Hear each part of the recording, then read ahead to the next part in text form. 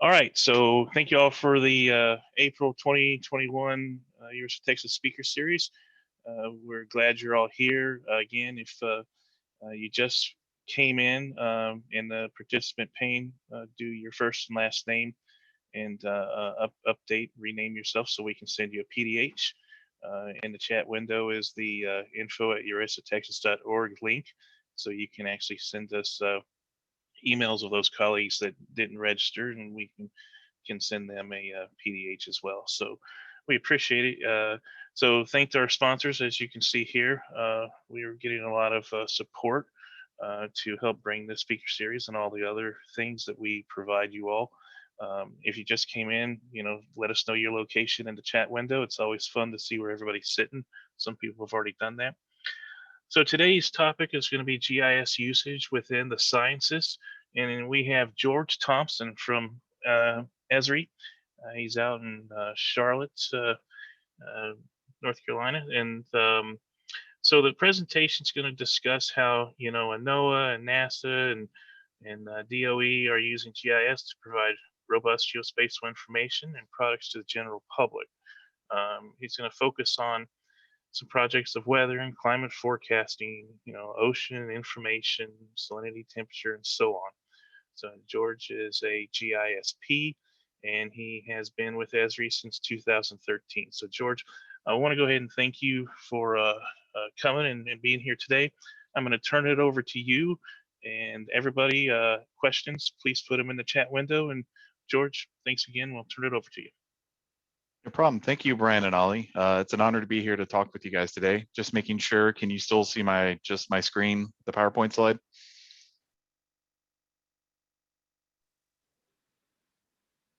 Yes, we can. yes, you're we good. Okay, just double checking.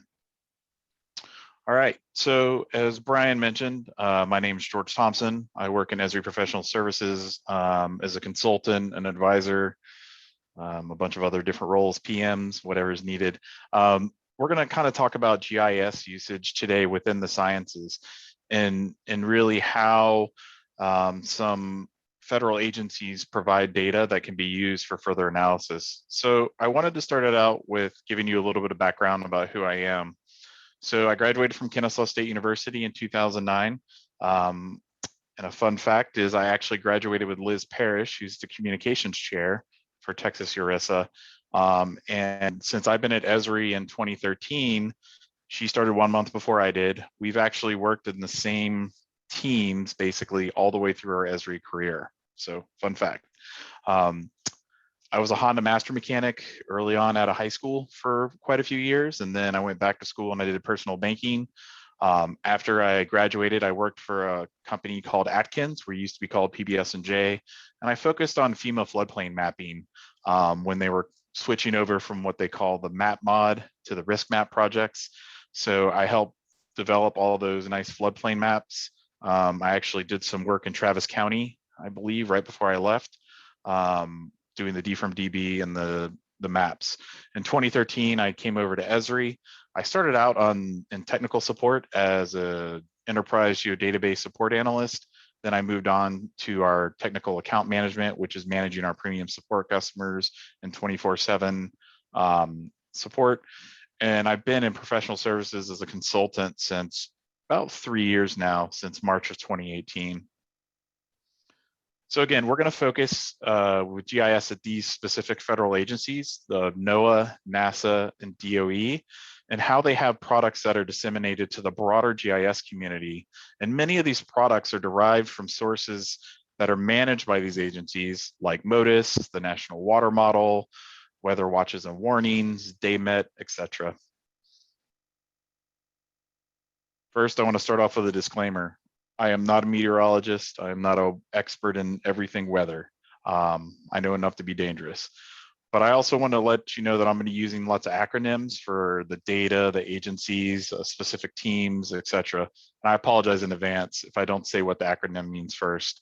At the conclusion, I will also have all the links that I'll cover through all of my slides that I've provided to Brian and Ollie to send out to you guys, and all the main sites that I discuss. And all the data that I'm showing today is publicly available right now. You can go access it. And many of the data sets are already available in what I like to call Esri ready formats, map, feature, image services. And most of them, if not every single one of them, is available in some sort of OGC service, whether it's a WMS, WCS, that you can use in any sort of GIS software, whether it's QGIS, an ArcGIS client, Boundless, GeoServer, those type of things. And again, this is a small introduction of their full portfolio of products. So today I want to start off with Noaa.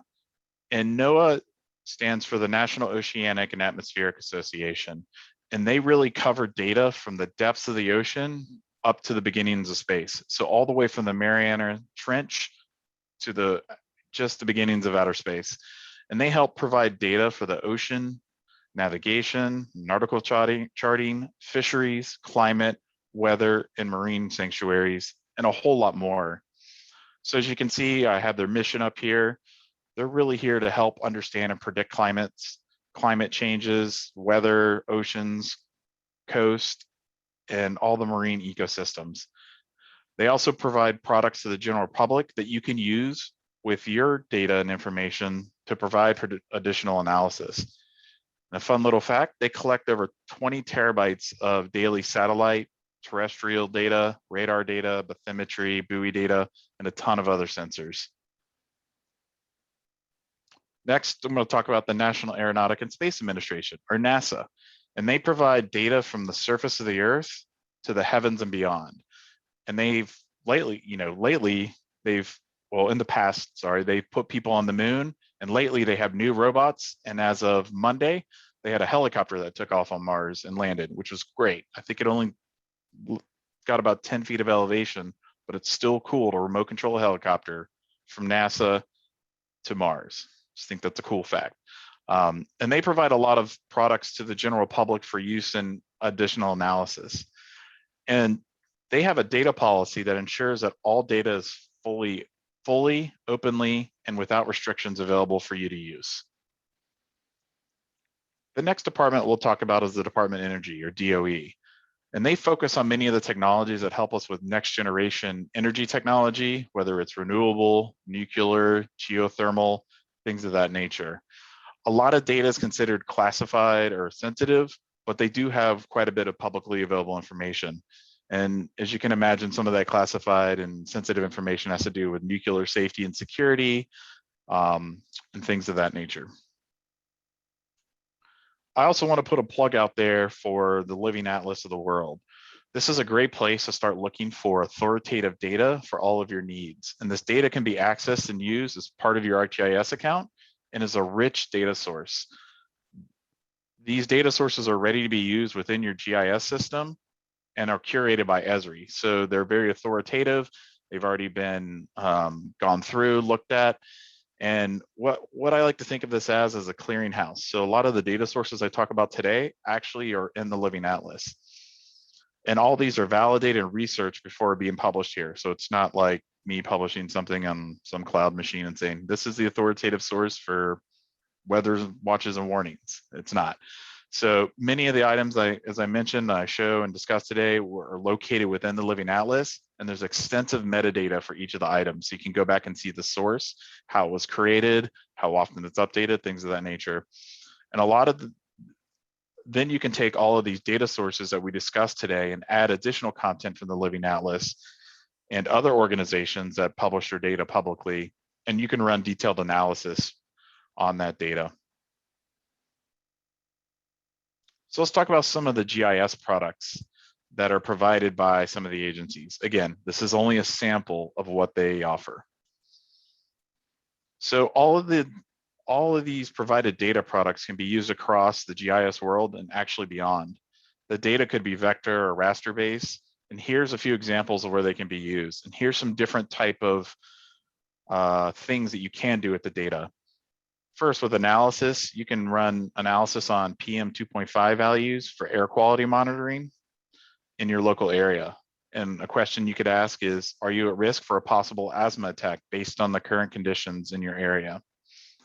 When you use these as information products, they're helpful for letting people know about potentially dangerous conditions. An example would be the weather watches and warnings, or WAWA, that are provided by the National Weather Service for frost warnings, tornadoes, inclement weather, things of that nature. The next thing you can do with this data is disseminate it. And it's the dissemination of the data from these providers to the broader communities, everybody on the phone. And these communities could be state and local agencies, nonprofits, emergency management, private consulting firms, things of that nature. You can also do visualization of the data, and you can help your community or your organization or your clients understand potential risks of dangerous plumes. For example, using some of the Department of Energy hotspot analysis for, a nuclear release plume. Hope that never happens, but you can also take this data and use it for planning to help your local leaders determine where to put resources to be the most effective and efficient for flood modeling. You can take these flood forecasts that we'll talk about, you can apply your local flood data, and you can increase the awareness of a possible event and the impact to your local community. There are also many other uses for the data that are provided by all these agencies, and the additional products, or like what I like to call value added from the greater communities. First organization we'll focus in on is the National Weather Service within NOAA. And each day, the National Weather Service collects 6.3 billion observations. The Weather Service issues annually about 1.5 million forecasts and 50,000 warnings. And there are a ton of services that are available for mariners also, displaying near real-time observations, analysis, tide predictions, model guidance, watches and warnings, and forecasts for the coastal US. That's actually on a separate site from the Weather Service called NowCoast. And again, I'll have a link in my thing. As you can notice on this slide, the upper left-hand image is actually from when Texas was frozen back in February. So you can see the pink is where they have frost warnings or freeze warnings, and purple is a variation of that. So you can see a good portion of Texas was frozen during that time period. In the center, we have our radar.weather.gov, which is their map viewer that's publicly available, where you can add and remove data sets based on what they have set. And then what you see is rest endpoints that are available to the general public from the National Weather Service, which basically is all the data powering all these maps. So I want to talk about one specific thing within NOAA, which is called the Ndfd Data. And Ndfd stands for the National Digital Forecast Database. And this is available in grids and points, and it allows you to look at multiple dimensions of the data and variables all at one time. So you could be looking at max temp, wind speed, direction, precipitation, snow amounts, and other data points over time, all at the same location. And this data can be consumed within an image service and have multiple variables or raster function templates applied. So as you see on the screen, this is from the weather.gov website. They have this Ndfd data, and it's a single file. It's a netcdf, so it's a multi-dimensional file, and you can have all these different variables stored in that one file, which allows for robust analysis and visualization of this data as you move forward. As you see, you can get it in a gridded data on the top, or you can get it as point data and a REST endpoint on the bottom. Next, I want to move on to the National Water Center. They have a vision of making the US a water-ready nation. And this is really important when it comes to flood forecasting and flooding.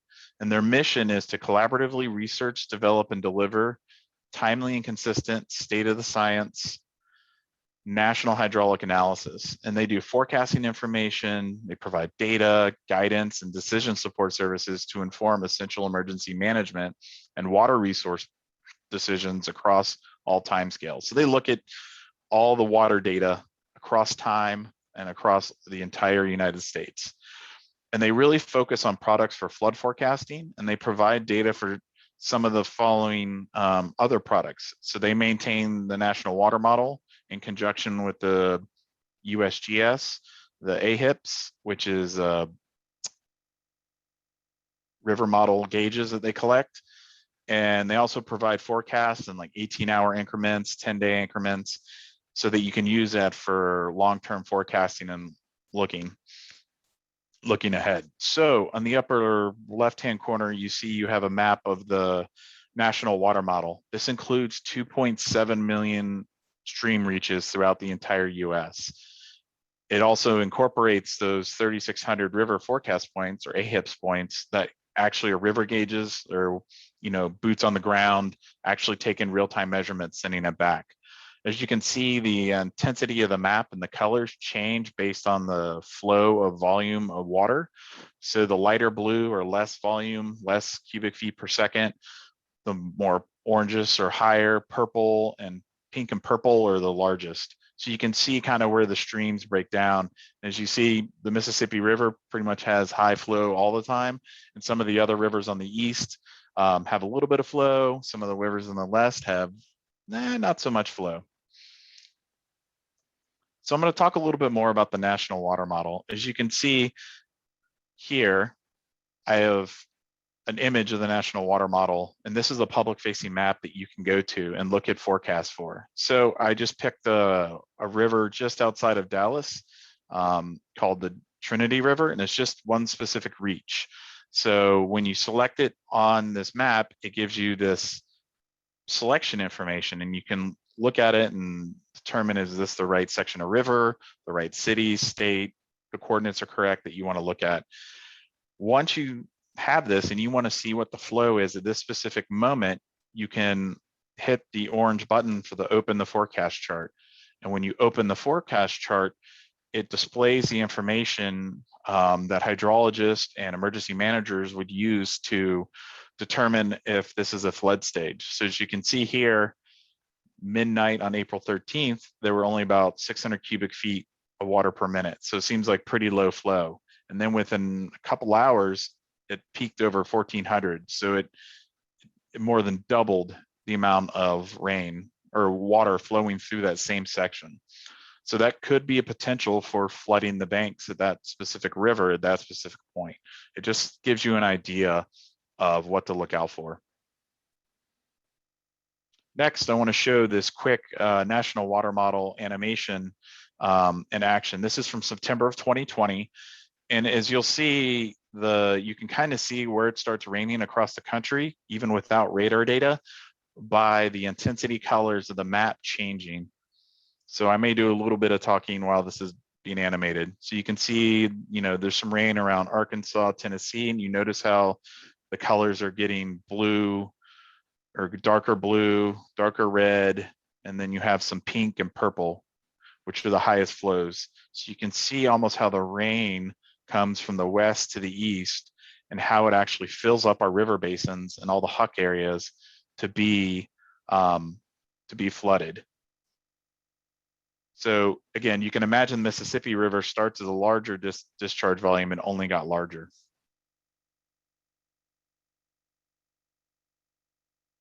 Next, we're going to switch over to NASA. So NASA has lots of different data sources. I'm going to focus on a few today. So this one is their Earth Observing System Data and Information, EOSIS, and it's designed as a distributed system, and they have major facilities called DACs that are located throughout the United States. There are 12 DACs located, again, scattered throughout the United States. And these are institutions that are custodians of the EOS mission data and ensure that it can be easily accessible to anybody all the time. And the DACs process, archive, document, and distribute data from NASA's past and current Earth observing satellites and all their field measurements that they take throughout the years. And acting in concert, these DACs help provide reliable data sources and robust services to all the users who may need it across traditional boundaries of a science discipline. So they also continue to support particular needs of users within the discipline. So as you can see, there's a physical oceanography DAC located out in California. You have the National Snow and Ice Center DAC located in Boulder. You have a DAC in Oak Ridge, and they all have different focuses, but they also provide redundant services that are popular across the full trend. As you can see in the bottom right, here's one of the map viewers where you can see some of the worldview data, and you can look at it over time to help see some of the cloud changes or potential physical changes of the Earth. At the top, I've when I was doing research for this presentation, I came across this metric. The DACs have approximately 42 pet. This is as of the end of fiscal year 2020 or September 30th. They have 42 petabytes of available archive information, and every day they increase it by almost 33 terabytes of data. That just seems like an astronomical number. And the average data they distribute out to people or they serve out is about 123 and a half terabytes a day. So that's how much data these 12 data centers are providing to the general public, whether it's universities, research, private consulting firms, people like everybody on the call and myself. Next, I want to talk about NASA's, they have something called Demet Data. And this is Demet version 4. And it really provides a gridded estimate of daily weather parameters for North America, Hawaii, and Puerto Rico. What I mean by gridded is it's a raster. Demet variables include the following parameters. So they have a minimum temperature, maximum temperature, precipitation, shortwave radiation, vapor, pressure, snow water equivalent, and the day length. They also have data sets going back to 1980, so you can look at the changes in any of those variables over time from 1980.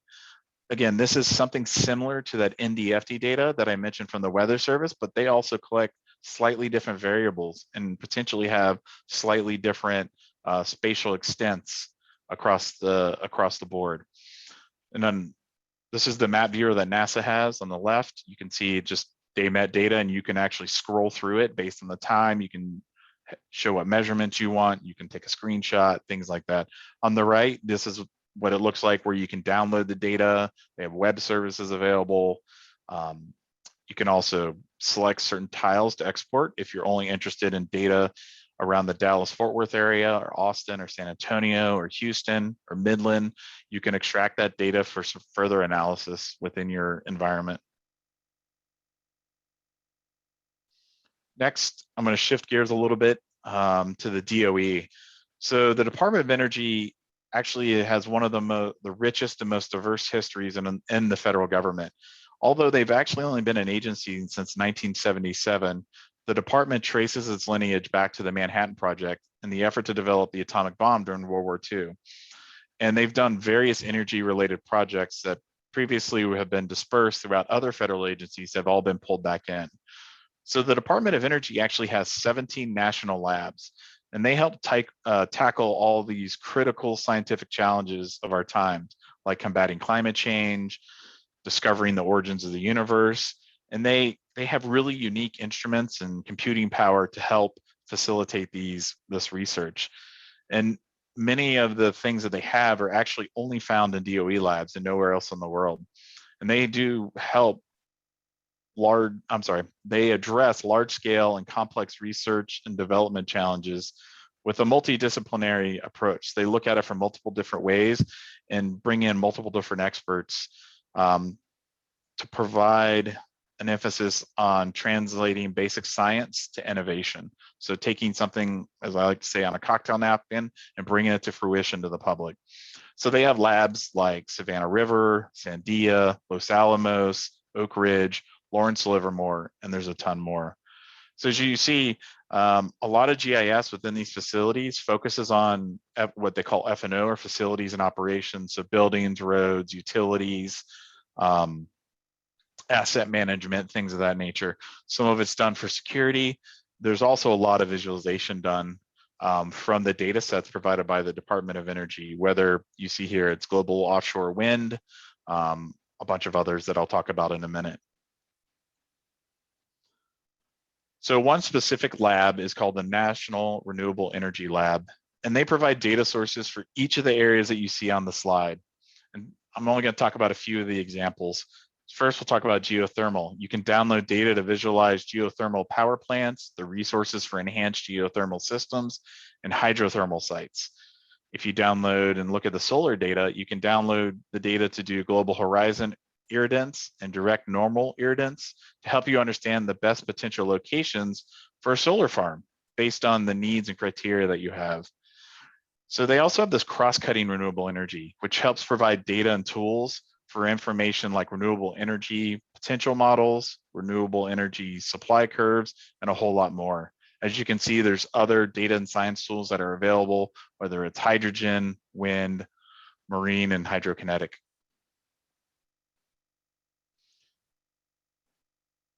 Next, I want to talk about another data resource that's out there for you. Esri's actually created a hub site within ArcGIS Online, specifically tailored around climate.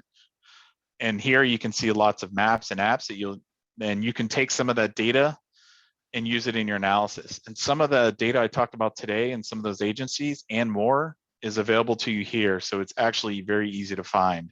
As you see, we've also built some very targeted apps like the sea ice awareness, the Esri drought tracker, and the Noaa sea level rise viewer based on the data from Noaa and them. Another one for anybody who happens to be not in the US and then Europe is the European GIS data agency called Copernicus. And this is another rich data source that provides sentinel data and focuses a lot on data within Europe. So there are tons of data sources out there related to GIS and science data and analysis. So that's the end of my presentation. I want to thank everybody for listening, and I'm open for questions. Again, here's my contact information, and also all the agencies have public-facing ArcGIS Online organizations where a lot of this data is readily available. Well, very nice, George. We appreciate great presentation, a lot of information. Any questions you all have? Again, this is Brian. Please put them into the chat window. So, George, Victoria has a question. In what ways have you seen some of the organizations you are spotlighting leverage upon open source GIS tools? Sure. So all three organizations that I mentioned do leverage and open source GIS tools. A lot of them have a focus on open source GIS tools and customization of those tools, but they also offer a mix of Esri products and open source. For example, I can say the National Weather Service, their Ridge Radar runs on Boundless, and their the Weather Service other services that I showed you run on Esri Tech. Hopefully that answers your question. Let me know if it doesn't. Okay, yeah, good question, Victoria. We have another question here, and y'all keep them coming in the chat window. We definitely have some time and can have good discussion here. Joy has asked you a question, George. Would you say being a GIS professional has been an insulated career during the pandemic? Ooh, that's a good question. Yeah. I would say to some extent, yes. I think that the power of geospatial technology and the information that's provided by spatial technology has actually come to the forefront. With Johns Hopkins using a dashboard to get information out, to creating story mats, to using Survey 123 for COVID checks. I was actually in Breckenridge, Colorado a couple weeks ago when ice skating, and before I went in, I had to fill out a Survey 123 survey related to COVID questions. So I think that GIS has been a little insulated during this. I know there are certain sectors that have been impacted more than others, like oil and gas. There's been lots of mergers and acquisitions. Unfortunately, lots of potential layoffs and reorganizations.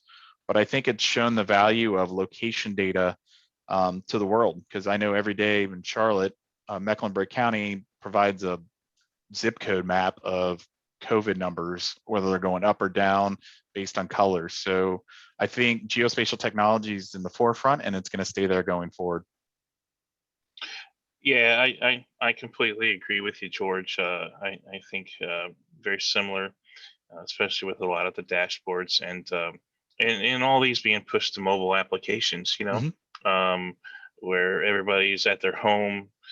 I know in Texas, a lot of us were stranded for a week with the heavy snowfall that we had, and yeah, it was all just a mobile application on your cell phone. So having it pushed there and having the data readily available is quite amazing. But interested to hear what other people are thinking about on that same topic as we read through more of these questions. But that is a very good one. Let's see here. Getting a lot of thank yous. George, be able to share your presentation. I can answer that. He's going to send us the PowerPoint presentation, and we will have it posted on the Eurissa Texas webpage very soon. And so it'll be up there readily to download here soon. And so let's see here. Yep, Ali responded. We'll be sending a copy of the slides along with the recording on our YouTube. Yeah, that's again, we're going to post this on our YouTube channel. So by all means, you can send it off to some of your colleagues that did not make the presentation today, but still can actually watch it. So, are there any more questions out there for George? If not, we can end a little bit early and give you some of your day back. But George, it was a great presentation. I'm sure you appreciate it. Yeah. It's always interesting to know, where to get the data, the good data versus the bad data. I guess you hear that quite a bit. Yeah, it's important to go to what I like to call the authoritative sources. So, the IDP GIS, which is the Weather Service or NowCoast or any of those, tend to be for weather and climate data. I like to plug the Living Atlas because it's like a data catalog that references all those data sources. So you can start searching there and then go back to the original source, which is great. And those are available in open source, WMS, and Esri format also. Yeah. Here, I know here in Texas with the flood risk maps and the introduction of Atlas 14 and the data. So, knowing where to get the good data versus bad data, always check your metadata is definitely extremely important. So, well, Ollie, if you're still with us, do you have anything to add? We want to thank George and all of our sponsors. No, you covered it. I can say, just from experience, that the data on Living Atlas is definitely vetted very strongly. Anybody who works for local government will know if they're sending their data up to you guys. We kind of have to jump through a few hoops to get the data ready for you guys, even though we are the authoritative source on our own data. You guys definitely want to make sure that it's correct. So I definitely have a lot of confidence in the stuff that we're getting off there. Yeah, I always make sure that I tell everybody, the source and the date, even from the Atlas, because, some things will get updated more frequently than others. We'll leave it at that. And so it's, you always need to just understand when you got it, because we've got to type in reports and things like that. But most people already know that. But, well, Ali, is there anything else we need to notify our colleagues here? I think I saw a maximum of, I don't know, 76, 78 people. I don't. Yep. Yeah, it was around that. Yeah, no, I think we've got everything covered. Okay. Well, George, thanks again. We're going to give your day back, everybody, and we will see you next month. Ollie, is it May 18th? May 18th, yes, May with John 18th. Nelson. John Nelson from Esri, and the topic of discussion is part 2 in the series of cartography and what, Ollie? Where it's the default. How to do better than default. How to do better than default within ArcGIS Pro and cartography. So it's going to be fun. So make sure y'all hit our website and get pre-registered and get ready. So we'll see you all in May, and thanks a lot. All right. Thank you, everyone. Thanks, George.